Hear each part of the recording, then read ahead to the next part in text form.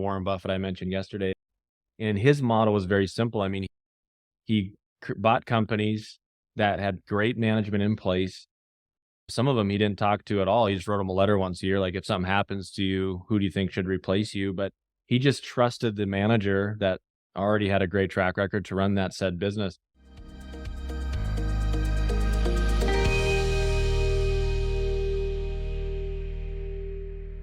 It's your daily real estate syndication show. I'm your host, Whitney Sewell. We're back again today with Andrew Abernathey. I've enjoyed this interview with him. I've learned a lot, and I hope that you have as well. If you didn't hear yesterday's show, please go back and do that. Remember, he's the founder and CEO of Abernathy Holdings, a real estate holding company. He started investing at age 13 and has had many ups and downs and done lots of different things. And you're going to hear and learn from him again today. Andrew, welcome back. I'm looking forward to just continuing the conversation, but diving into now some skills that you've developed, right? And helping the listener and I to do the same. If the listener, hey, if you're just tuning in today, I hope you will go back and listen to yesterday's show. Andrew shares his story, just an amazing journey of leaving the family farm, but pursuing his passion. And we dive into a number of things around that and I think some just crucial steps that he took and really the persistence and consistency and passion to move forward here many times, but making the right connections and how he did that, how just success, and just many times over in a very short period of time and doing some amazing things. So welcome back, Andrew. Thank you. Excited to be back. Yeah, well, I know you've learned a lot about people, right? And teams, and you've grown numerous businesses and bought numerous businesses. And now, yeah, as we talked about yesterday, sounds laser focused, right? In what you're doing now. But I want to dive in there. You bringing people together, right? You even said before we started that was like a superpower of yours. And when did you learn that? Is it a skill that you learned, or is it something just like you figured out? Hey, I realize I'm passionate about this thing. Did you read some books around how to manage people? What was that? Because it's a skill we all need if we're running a business, right? No, that's a great question. I mean, there's a lot of different management models. And one of the first people that I fell in love with when it comes to business was, again, Warren Buffett I mentioned yesterday. And his model was very simple. I mean, he bought companies that had great management in place. Some of them he didn't talk to at all. He just wrote them a letter once a year, like, if something happens to you, who do you think should replace you? But he just trusted the manager that already had a great track record to run that said business. And all of his managers ran their businesses differently, right? Warren Buffett wasn't saying, okay, all of you change your management models, right? It was a very delegated system, a wheel spoke model, hub and spoke, excuse me. And so that's kind of the model I started with. Grew to realize that I was actually really good at it. I mean, when we bought the equipment dealership, I hired an individual at the time. He was, I think, 34. Luke Stewart came in, tripled the business, and he still is running it today. He's got 27 employees, and we talk every couple times a week, but he's doing a great job. He's passionate. He dreams about equipment. I mean, you can see the passion, right? I would never take him and put him in the construction role because he wouldn't be happy. Could he do it? Yes. But would he be happy? No. Same with the development company. Same with the construction company. We've got 5 different leaders of departments, and I'm there. I'm a good cheerleader. I'm good with meshing it. So in our business, storage, we have a land team that all they do is look for land. They find the site, they entitle it through the city. It takes about 12 months. Well, then that needs to all be passed on, and all the information and all the due diligence has to be passed on to our construction crew. And the construction crew builds it. It takes another 12 months. And we need the rental equipment from the construction company to build it for the construction equipment. And then it goes to public storage to manage, right? All of our buildings are branded public storage. We just own them. The point, though, here is all of these passionate managers, they need to be able to connect and have the similar vision, right? We all have the same goal in mind. And that has been something that I've been very fortunate and lucky to put together. So, Yeah. Well, I want to back up just a little bit. You talked about the guy that's running your equipment business. You know, he's passionate about equipment, right? I love driving big equipment, by the way. yeah. Side note. But he was passionate about it. I think it's such a good point and not said often enough. We're not going to go expect him to go run the construction business, right? Nope. And he may be able to do it, but it's very different when it's something you're passionate about, right? Correct. And something that you love. And you can just see it when somebody starts talking about something that they're like passionate about this thing, right? Right. Yeah, it's almost maybe a way you find their passion. But how have you done that? How would you say, hey, how did you find him for one? But then even in other parts of the business, other types of business, how do you know that this person's passionate about this thing? Yeah, so I've met these individuals a lot of different ways. Usually it's through someone. So when we bought the equipment dealership, my mistake was I actually didn't have a manager set up before I bought it. So that could have turned out bad. But I was very fortunate to get introduced to Luke Stewart. He drove from Idaho to Montana. We met once and I could tell that he loved it. I mean, he's been in the industry since he could first work.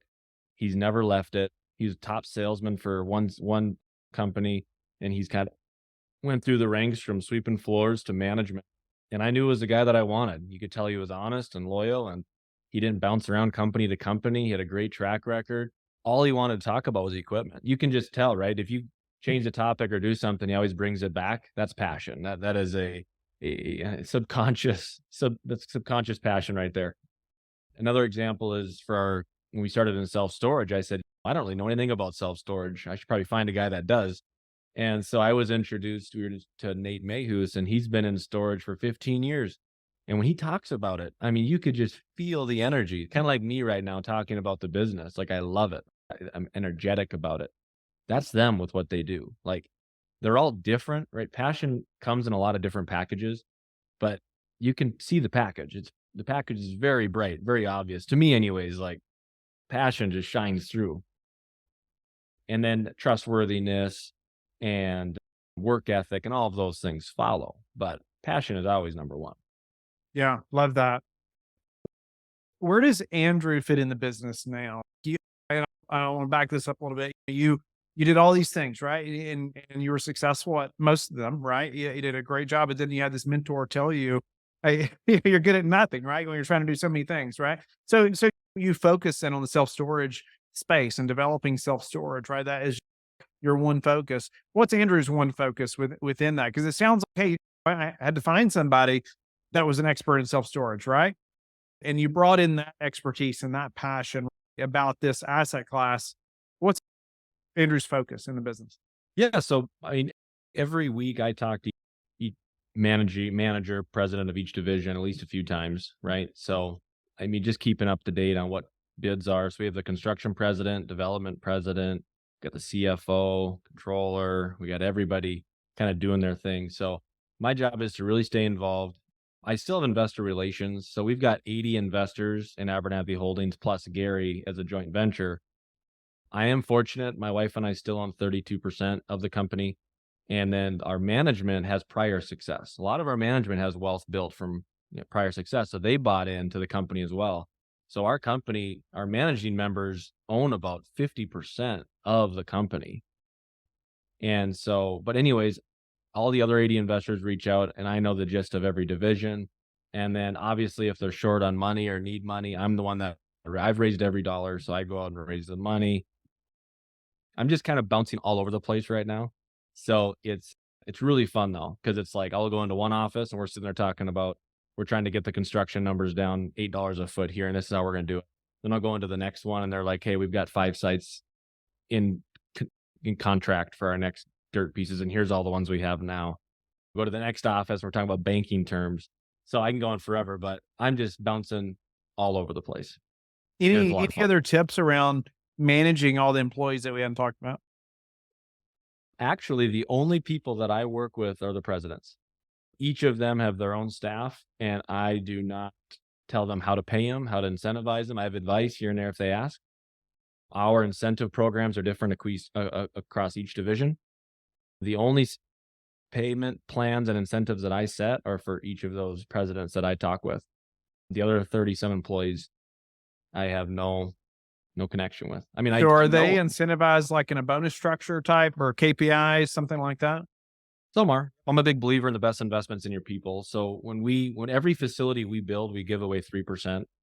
Some goes to the development, construction, right? Some of their team members. So every 100 we build, we'll give away 3, which is pretty good. And when I say giveaway, we loan it in. So our money plus 10% interest plus the bank debt all has to be serviced, and then they would get their percentage gift above that. So kind of a profit share. And then we've also allowed the level below our presidents, we've allowed them to buy units in Abernathy Holdings at a more simpler long-term payment plan so they can own part of the shares of Abernathy Holdings, which owns everything. So we've done those two levels of incentive plans, Wow. and then Okay. incentivizes people to want to get there because they want to have access to that. Speak to meshing these teams around the same vision. Yeah, so I've been really lucky. It's funny because I was watching this documentary on Richard Branson the other day, and there was a clip in there where they're like the guys at Richard Branson's like, "When are you gonna get to space for his space company?" He's like, "Oh, we'll be there in 2023," or whatever it was at the time. And then the camera goes to his team, and the team's like, "What? We haven't even designed it. Like, we're not gonna get there by what?" But he always does this, and then it goes back to Richard. He's, "This is how I get the team excited." So that's kind of me. The point is I'm the guy that's like, all right, I want 100 of these by 2030. And I tell each division that, and they're all sitting there doing their math. Like the land guys, like I need to find this many sites. The construction guys, like I need this many people. And but again, they're actually on track. So to answer your question, I don't know how to pinpoint how we've done it, but we have a fun energy around the office, and I always throw out crazy goals such as the one I just said, and everybody buys into it and wants to do it. They want to see it. They want to build something bigger than them. And I don't call them employees, I call them partners. And that's just what they are to me. And every single one of them is going to be crazy wealthy if we can achieve these goals, and they can do whatever they wish with their capital. But every single one of the people that are presidents, like I've said, they've had past success. So as Warren Buffett says, how do you hire someone that doesn't need to be there financially? Only way they stay is passion. And Warren Buffett's done that. He'll buy a company for 3 billion, and the guy that he buys it from stays and runs it. He's obviously not motivated by money. He doesn't need more money, and that's what I look for. I mean, these guys are here because they want to build something big. Love that. That's a great tip in finding people right there. Yeah, That is a that's a great good tip. sign. Wow, Andrew, we could keep talking about this a long time. I know it, but I want to get to a few final questions before we run out of time. And but you are, man, I just love the story. By the way, as well, I want to remind listeners to go back and listen to yesterday's episode as well with Andrew. But what are some of the most important metrics that you track? It could be personally or professionally. As in, like when we're looking for land, or what do you mean by that? Anything that's important to Andrew specifically. It could be how many mornings you get out of bed on time. It could be your Got bench it. press number. It could be how many deals you're looking at. Yep. So for me, metrics are ground breaks and openings. Because if we want to get to 100 facilities, I have a certain number in my head: 4 ground breaks this year, 6, and we got to get to 12 a year, and so on and so forth. So I keep an eye on that. The other metric would probably be capital needs. We've raised a lot of money. We're done raising, but if I need some more capital, I keep a close eye on cash burn, because with that kind of development, we're burning cash. We're sending a lot out the door and building. So I always keep an eye on that. And then in my personal life, I always try to wake up and stay home up until about the kids leave for school. And then I pick them up every day from school as well. I have 3 beautiful boys and a wife of 7 years I love. And so that's really big to me. And since January 1st, I have been focusing on working out and eating better. So that is a new goal of mine, to stay around a while. Yeah, good for you. What would you say the number one thing is that's contributed to your success? I would say high ambition, crazy goals, and never giving up. I mean, that sounds cliche, but it's real. How do you like to give back? So yeah, that's exciting. I have, after talking with some investors and stuff, I learned that giving money efficiently is as hard as making money efficiently. So, for example, you can go on the street and give somebody $1, right? But how do you know, is that efficient? So what I did was I sourced some people that are changing the world in human trafficking. Again, it's all about focus. Human trafficking struck a guitar chord with me, and it's something that I've been really passionate about pretty much since I probably had our first kid. And so, anyways, I went and found partners. I was in Chiang Mai, Thailand, actually this January, and these individuals are there doing the work to fight the fight. Well, they need capital. And so I created Abernathy Foundation. It's a 100% pass through conduit, very simple. And There's 50 million people in trafficking today, and 13 and a half of those kids are slaves, right? So we went there and figured out, okay, we have a group, for example, that is trying to raise some capital, but they don't have the knowledge of how to raise it in Thailand.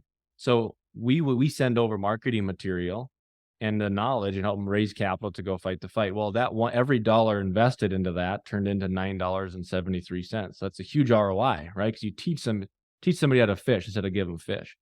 And then we also donate money to build houses and college educations and things of that sort. So the one thing that we did, we tied off of it, is it's called calling guardians. A lot of companies, they tell their employees, hey, if you guys want to donate to a cause, let us know, maybe we'll match it. Calling guardians is different. So calling guardians is where companies come in and say, we're going to donate $1 every day per employee that you show up. Regardless, you can match if you wish. So every podcast that I've been on, and I'll say it today, I will match the first 200 employees that sign up. So that's a $48,000 annual gift. I'll match it through the foundation. And it's just an awesome way for companies to give back and to show their employees that they're coming to work for more than just coming to work. They're coming to work to save kids across the world. So the foundation's a big passion of mine. I can go on forever, but it's been awesome. Awesome, Andrew. I appreciate your give back in that way. And even just raising awareness, right? If nothing else, man, it's such a horrific crime that happens. I think under our noses all the time, and we don't even know it. Sadly, I've learned a lot in it. Yeah. It's heart-wrenching. Almost no matter how rural of an area you live in, it's happening, and I hate it. I just appreciate your desire to make an impact there in a big way. So, Andrew, you've definitely given back to us, the listeners, and myself. Grateful to have had you on, and man, just be encouraged by your story, right? Your path and your drive, and it's encouraging to me, and I know it is to listeners as well. Again, tell them how they can get in touch with you and learn more about you. Yeah, thank you guys so much. It means a lot. I got a personal website, andrewabernathy.com, and that kind of has links to everything. But if not, abernathyholdings.com also is our company website. And then I'm also on LinkedIn, Instagram, and Facebook, Andrew Abernathey. Again, you'll find me there.